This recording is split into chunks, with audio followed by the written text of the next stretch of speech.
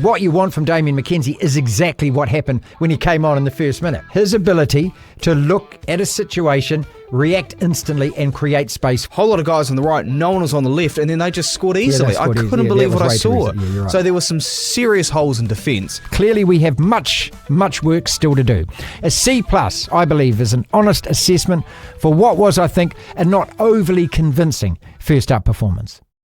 Welcome to the DSPN. He's given him. Well, there you go. He was forward. Oh, a punch up now in midfield. Fraser's involved. The Devlin Sports Podcast Network. Welcome to the podcast, people. My name is Martin Devlin, alongside producer Lachlan Waugh. We are the DSPN. Thank you very much for listening to us on Rover or wherever you find your favourite podcasts, Spotify, Google, Apple Play. You get the full show here on the DSPN YouTube channel. We slice it all up into bite-sized chunks is what we call it. Give you a chance to sit there and if you've got 10, 12, 15 minutes up your sleeve, have a look at what we're putting up on a daily basis. Rugby today, of course, test match rugby. So much of it over the weekend, not just the All Blacks versus France. Tony Johnson from Sky Sport is all over that. Brett McKay out of Australia on the Wallabies versus Fiji. And if you watched that yesterday, Wallabies got out of jail. Lions not that impressive against New South Wales, those Waratahs.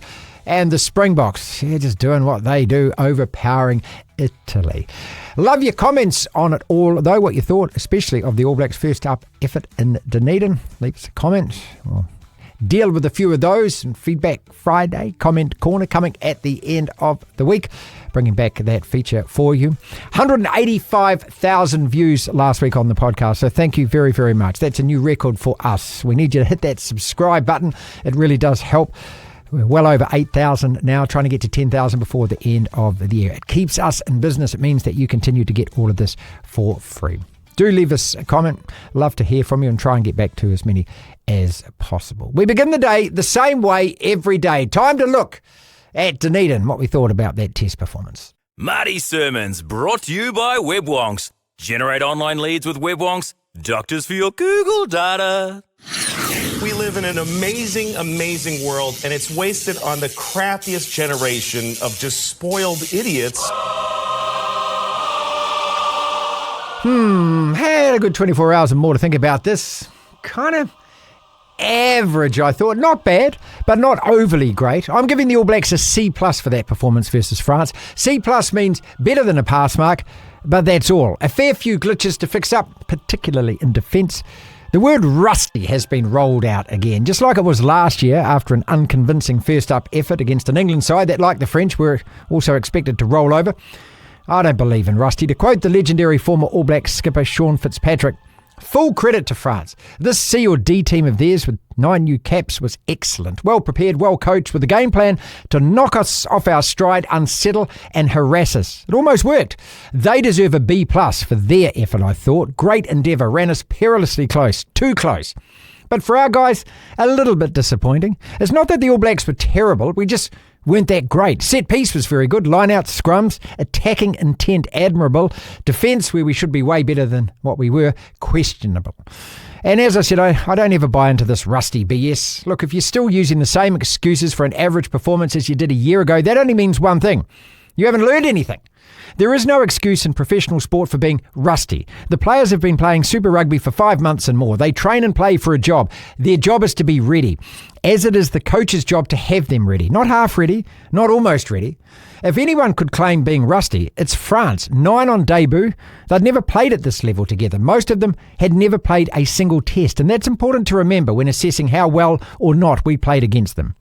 Once again, we seem to go too frenetic in our approach for me. Not composed enough, not nearly pragmatic enough, trying a bit too hard to do too much when it's not really on. I think we should praise France, though, who played a hell of a lot tougher and together than many pre-match predicted.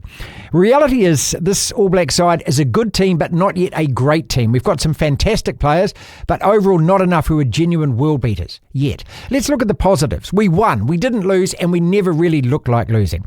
I thought several players stood out, including a couple of our newbies, Holland, Jordan, Taylor, Roygard, Artie, Geordie, Bowden, Barrett, Mackenzie. All of those guys had good games. And we will get better. We always do in these June series. By the third test, we'll be playing a lot closer to how we should have played in the first this one. I thought the game was entertaining. The French are a well-worthy opponent. We had 3 tries disallowed, scores which would have dramatically changed both perception and reality of the contest. But no one in Camp All Blacks should be pleased or happy with that. Clearly we have much work still to do. A C+, I believe, is an honest assessment for what was, I think, a not overly convincing first-up performance. Devlin. Our post-match analysis continues. PMA of the All Blacks' first-up test performance against France. Looking now at the press conference. Immediately following the game, Scott Robertson, coach, captain Scott Barrett there. We have 5 quotes from Razor, 1 from Scott Barrett, and we'll let you hear those first, and then we'll have a little chat about them afterwards. First up from Razor, just the summation of the first test. Test footy. We knew any French team that's going to play a game, especially on tour, that's written off, is going to put up a scrap and fight for everything, and they didn't go away, and it was a hell of a test match. They won a lot of little battles, especially off kicks. They turn over ball. They're pretty potent. They're quick. That was a great test match. Yeah. So there, Lachlan, he says, test footy, hell of a test match, praises the French. Just, a great entertaining game of rugby. And I agree with that. It was an entertaining game, I thought. I mean, as an old grumpy All Blacks fan, I'm always looking for what did we do wrong? What did we do right? Did we do more wrong than right? Could we have done this better? All of that kind of thing. But just in terms of the entertainment, first match of the season, do you agree with the coach? It was a hell of a test match. Oh, yes and no. For starters, any All Blacks test, watching it and parking up, whether it's at a bar or at home on a Saturday night, is always a lot of fun. Or if you're lucky enough to go to a game. Yeah, it's great entertainment. One of my favourite times of year is this time when the All Black season starts, and then we shift into Super Rugby fan mode. Nice little plug there for Super Rugby. It was a bit of a tough watch. I used the word torturous when we were texting over the weekend because it was very shoddy from us. At times. A lot of the time. There were moments of brilliance. We found a lot of meters, a lot of room, and we were running sort of in first receiver or sort of pods close to the ruck, and there was quick recycling of the ball, particularly from our loose forwards, so that was great. But it was a bit of a tough watch in parts. Yeah. But I guess based on the scoreboard, back and forth, France was very competitive, more than competitive. From that perspective, yes, it was entertaining. Second quote from Scott Robertson then. If you'd got one of those disallowed tries, would that have helped the team kick on? Yeah, we could probably try and get a couple of scores, 2 scores ahead, so they had to play a little bit more.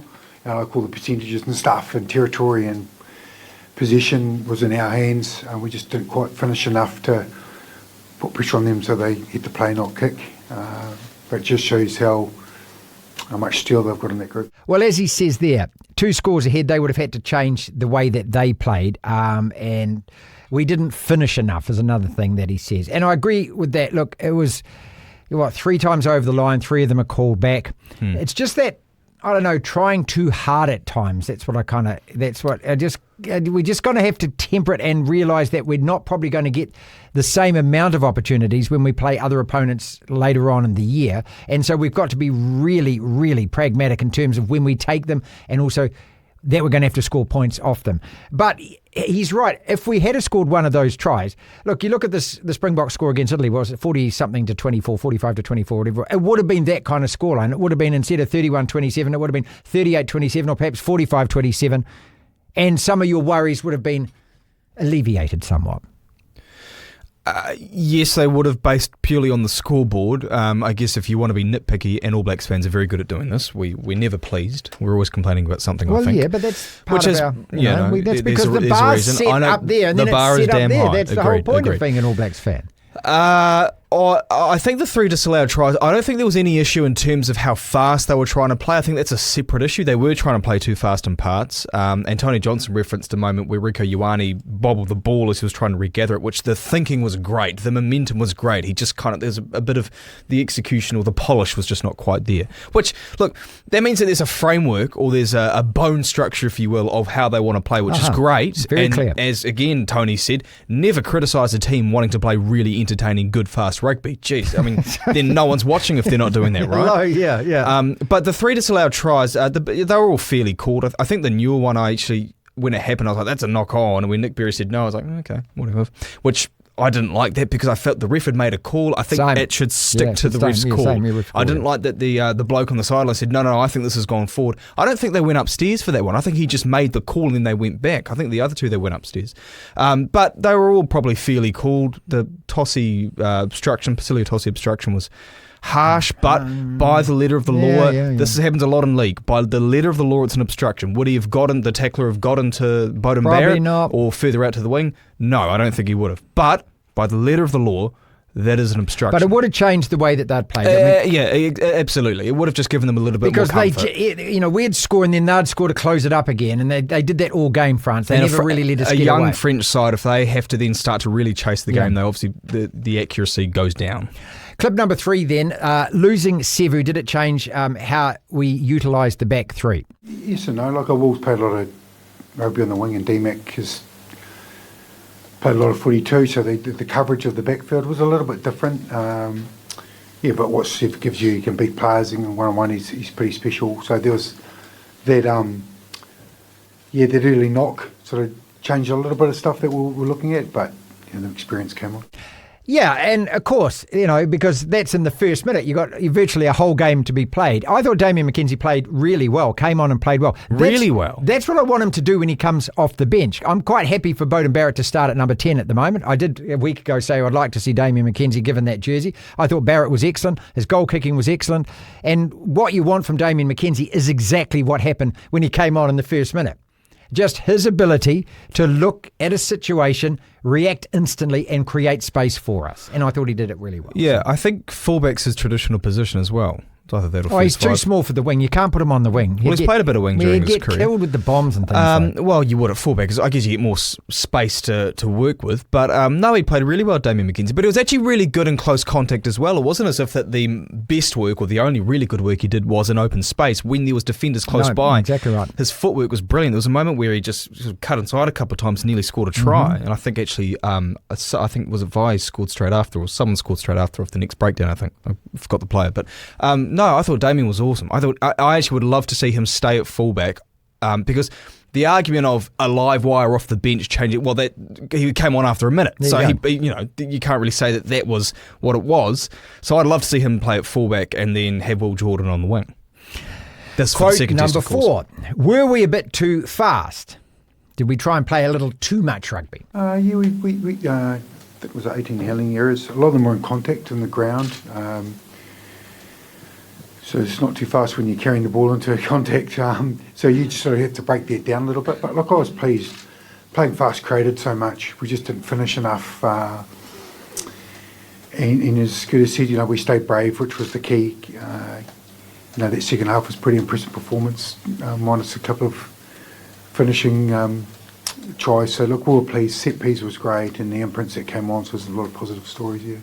Again, the coach saying there, handling errors in contact, he thought were more than the handling errors outside of contact, so that we're losing the ball just because their tackling was so good. Staying brave, he liked, and also this is the way the All Blacks want to play.